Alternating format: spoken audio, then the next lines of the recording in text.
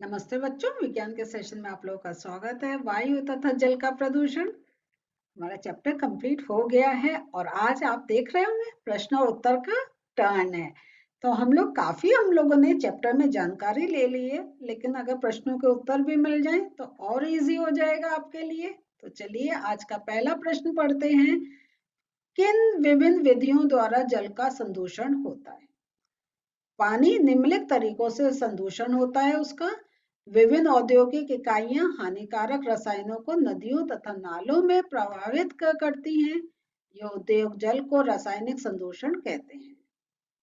Sewage के जल को बिना किसी उपचार के नदियों में बहाने से नदी का जल दूषित होता है। किसानों द्वारा छिड़काव किए जाने वाले हानिकारक कीटनाशकों से भूजल दूषित हो जाता है और यह बारिश के पानी के साथ पीने के पानी में मिल जाता है। व्यक्तिगत स्तर पर आप वायु प्रदूषण को कम करने में कैसे सहायता कर सकते हैं? देखिए, व्यक्तिगत स्तर आ गया है, जो हम बार बार आपसे कह रहे थे, हमें अपने से स्टार्ट करना है प्रदूषण पे कंट्रोल करने के लिए। तो व्यक्तिगत स्तर पर वायु प्रदूषण की जांच होनी चाहिए। व्यक्तिगत स्तर पर हम पेड़ लगा सकते हैं, क्योंकि पेड़ वायु प्रदूषण को कम करते हैं। हम सार्वजनिक परिवहन का उपयोग कर सकते हैं। वेरी इंपॉर्टेंट पॉइंट कि अगर हमें कोई बस, हमें ट्रेन, हमें जाने का मिल रहा है तो हम अपने वाहन से जाना एक अवॉइड कर सकते हैं और कारपूलिंग को प्रोत्साहित कर सकते हैं, ताकि वायु प्रदूषण को कम किया जा सके। शहरों में थोड़ा सा ये कॉन्सेप्ट इंक्रीज हो रहा है कि अगर एक बिल्डिंग से और एक सेम ऑफिस या सेम लोकेलिटी में लोग जा रहे हैं तो एक कारपूल कर लेते हैं। उनका डिसाइड हो जाता है कि एक हफ्ते मैं कार लेके जाऊंगा, अगले हफ्ते आपकी जाएगी, तो 4 कारें ना जाके एक कार ही सड़क पर जाती है। कम दूरी के लिए कार और स्कूटर से जाने के बजाय आप पैदल या साइकिल का प्रयोग करिए। आजकल हम लोग सीधे अपनी स्कूटी लेके भाग लेते हैं, ऐसा नहीं करना चाहिए। पटाखे ना जलाने से हम वायु प्रदूषण के साथ साथ ध्वनि प्रदूषण को भी कम कर सकते हैं। हमें कचरा और सूखी पत्तियां नहीं जलानी चाहिए। सूखी पत्तियों और कचरा जलाने से पौधा घर गैसें निकलती हैं और ये विषूषण के लिए जिम्मेदार होती है। नेक्स्ट क्वेश्चन आता है, स्वच्छ पारदर्शी जल सदैव पीने योग्य होता है? टिप्पणी कीजिए। पारदर्शी पानी हमेशा पीने के लायक नहीं होता है। हम जल बोल सकते हैं, पानी बोल सकते हैं, बात एक ही है, ठीक है।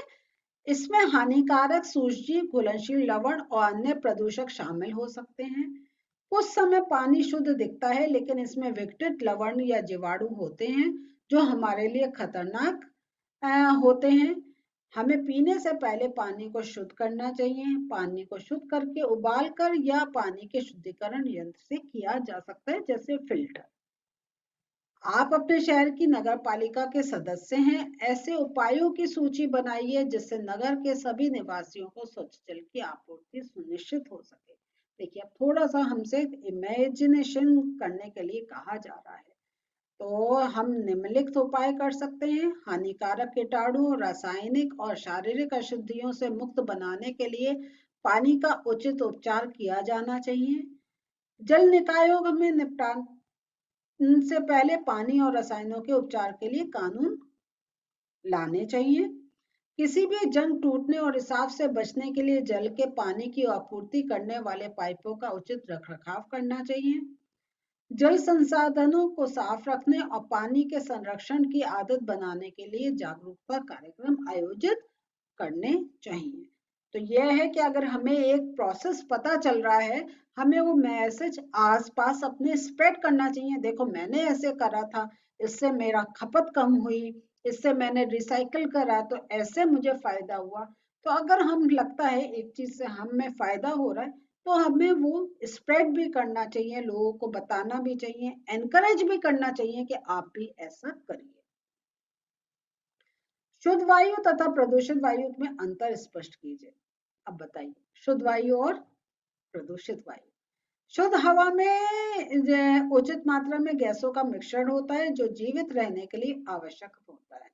यदि मात्रा के अनुसार इस मिश्रण का लगभग 78% नाइट्रोजन है, 21% ऑक्सीजन है, तो carbon dioxide, argon, methane, ozone और जलवाष्प भी बहुत कम मात्रा में मौजूद है, तो इसे शुद्ध वायु कह सकते हैं।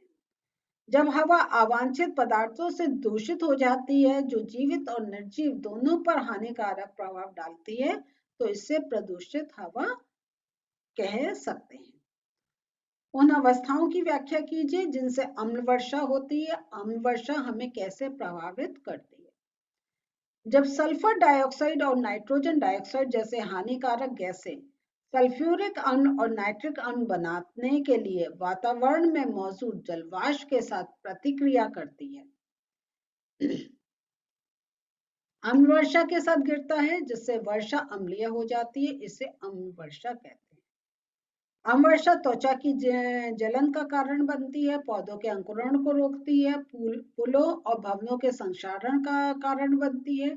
यह मिट्टी की उर्वरता को बदलता है, पौधों और जलीय जीवन को नष्ट करता है।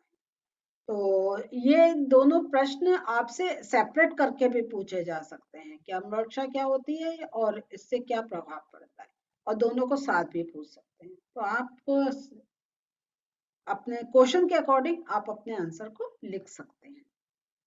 पौधा घर प्रभाव का अपने शब्दों में वर्णन कीजिए। पौधा घर प्रभाव का अपने शब्दों में वर्णन कीजिए। पौधा घर प्रभाव एक ऐसी प्रक्रिया है जिसके द्वारा सौर विकिरण को पौधा घर गैसों द्वारा अवशोषित किया जाता है और पृथ्वी के वातावरण का तापमान बढ़ाया जाता है, और यह तापमान बढ़ जाता है। आप ये भी बोल सकते हैं परिवेश के तापमान में यह वृद्धि विश्व उष्णन के लिए जिम्मेदार है।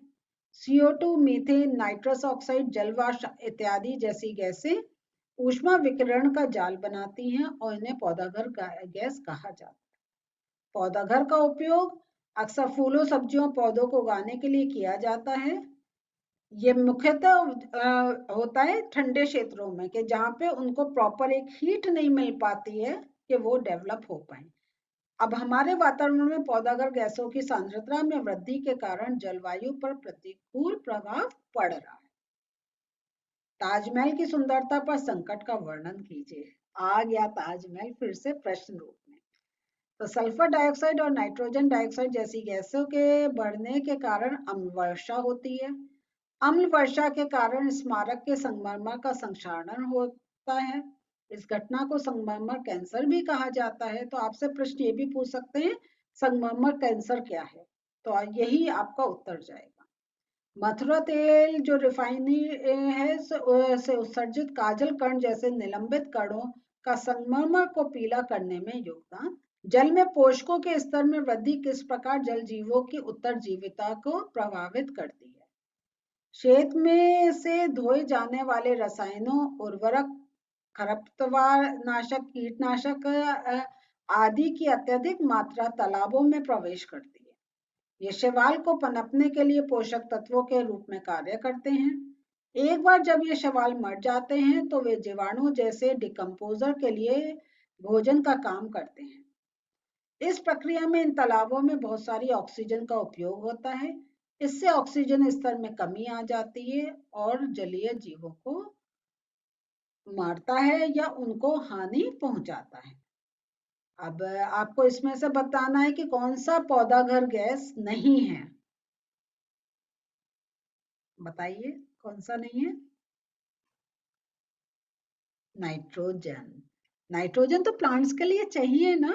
हमने नाइट्रोबैक्टीरिया होते हैं जो आपके लेग्यूमिनस प्लांट्स होते हैं, फलियों वाले, उसकी रूट्स में होते हैं, वो एटमॉस्फेरिक नाइट्रोजन को फिक्स करते हैं। तो नाइट्रोजन पौधों के लिए जरूरी है। बाकी carbon dioxide, sulphur dioxide, methane ये पौधाघर गैसों में काउंट होती हैं। तो बच्चों आज हम लोगों ने प्रश्न उत्तर से पूरा चैप्टर का रिवीजन भी कर लिया। हाँ, प्रश्न का उत्तर भी आपके पास है। हमने एक्सप्लेन भी करा है चैप्टर्स जो हमारे सेशंस हुए हैं, उसमें नोट्स भी दिए हैं। तो सब मिला के आपका ये इसको फॉलो करेंगे, आपका ये चैप्टर तैयार हो जाएगा। तो अब सेशन हम यहीं रोकते हैं। बाय।